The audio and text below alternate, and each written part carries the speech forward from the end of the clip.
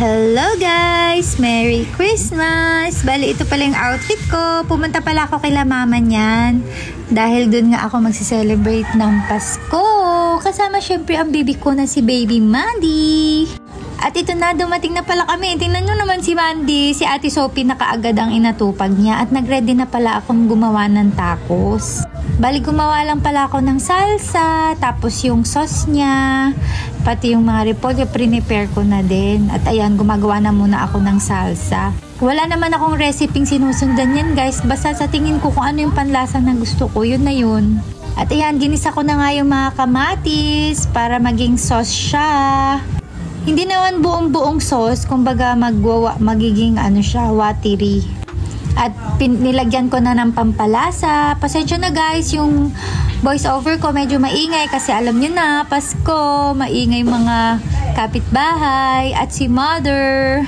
At naglagay na nga ako ng paminta niyan. At mayroon pa ako mga powder na nilagay na meron dito kila mama.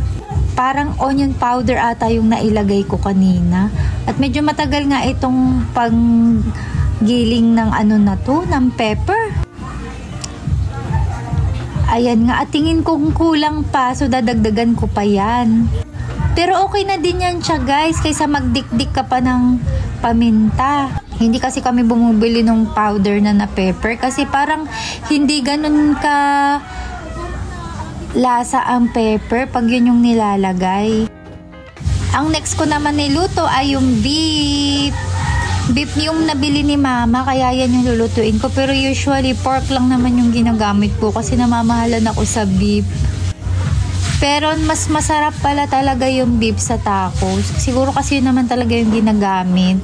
At medyo natagalan nga ako sa pagigisa niyan dahil medyo frozen pa siya.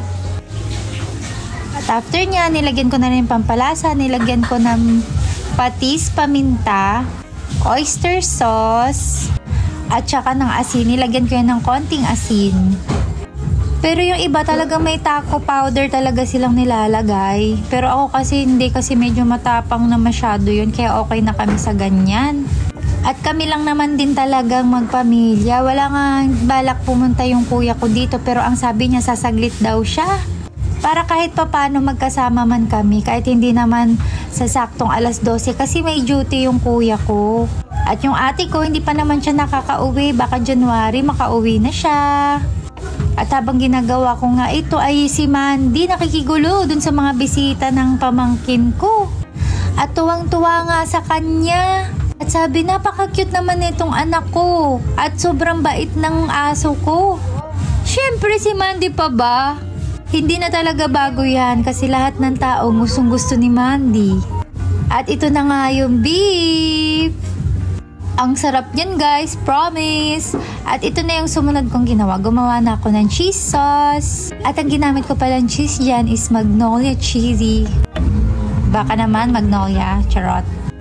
At naglagay din ako ng evap niyan para talagang yung sauce, medyo saucy talaga siya, hindi yung dry. Ayan, malabnaw pa siya niyan, pero lumapot din yan katagalan. Pala yung nagawa ko, yung tacos at nachos. Hindi ko nga masyadong na-overload pero madami yan. At hindi na nga nagpatumpik-tumpik bago na videohan na ubos na yung pizza. At yung biko ni mama. At mukhang nasarap pa naman si kuya, nagkinikilig pa. At bago umalis si kuya, maaga kasi silang umuwi, ay nagbukas na muna kami ng mga regalo. At tuwang-tuwa nga ako sa regalo ko dahil idol ko kasi si Mrs. Castro dahil pantulog yan. Gusto ko kasi mga pantulog ni Mrs. Castro na vlogger. Hello, Mrs. Castro. At sabi nga ng kuya ko, may matanda na daw yung ulo ko. Sabi ko, baka naman amoy lang. Kasi nagluto ako, may kusina lang, ganun. Sabi, ito namang fiancé ni kuya. At sabi pa, amoy anit lang daw. Kung grabe naman kayo, ang bango-bango ng buhok ko. Sige, sabi ko, tingnan mo, amoyin mo nga yan. Sabay bawi, ay oo, sa anit lang pala. Ay, nakakatuwa talaga. Alam nyo ngayong Pasko, sobrang simple lang yung regalo pero nakakatuwa. Wala naman kasi yun sa halaga ng regalong matatanggap. Basta ma-appreciate mo. At talagang mahilig kasi ako sa pajama, sa mga pantulog.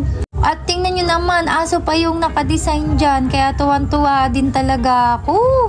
At Old Rose pa, talagang gusto ko yan. 3-in-1 na pala yung pantulog na yan. Meron siyang kasamang pajama, meron na ring shorts. O diba, pag summer, pwede kang mag-shorts pag malamig, magpapajama ka. At ayan yung pajama. O tingnan naman, bagay na bagay sa akin. At ito naman yung shorts. At yung baby ko nga, tuwan-tuwa siya. Sabi niya, matutulog ba tayo dito, Mamshi? Wala naman na kaming balak matulog sana dito, pero dahil gabi na nga, sabi ko, sige na, dito na tayo matulog. At ito naman si Sophie, magbubukas naman siya ng mga regalo niya. Tingnan mo, mukhang tawan-tawa naman siya. At mukhang naiinggit nga si Manding ko. Sabi niya, bakit ganun? Bukas sila ng bukas ng regalo, pero ako, bakit wala akong regalo? Anak, pagmamahal lang na maririgalo ko sa'yo ngayong Pasko. Alam mo naman yun. At tingnan nyo nga si Papa, nagbukas na rin siya ng mga regalo niya. At tisoy na tisoy yung mapula-pula pa. At ito na, matutulog na kami ni Inday Manding ko. At ayan, nakapwesto na nga siya. At bago nga kami matulog, ay kausap muna namin ng Papshi. At naglelechon nga sila. At ito na nga, magpapahinga na kami. Magto 2 AM na ata ito. At meron pa itong part 2 bukas. That's all for now, guys. See you on my next vlog.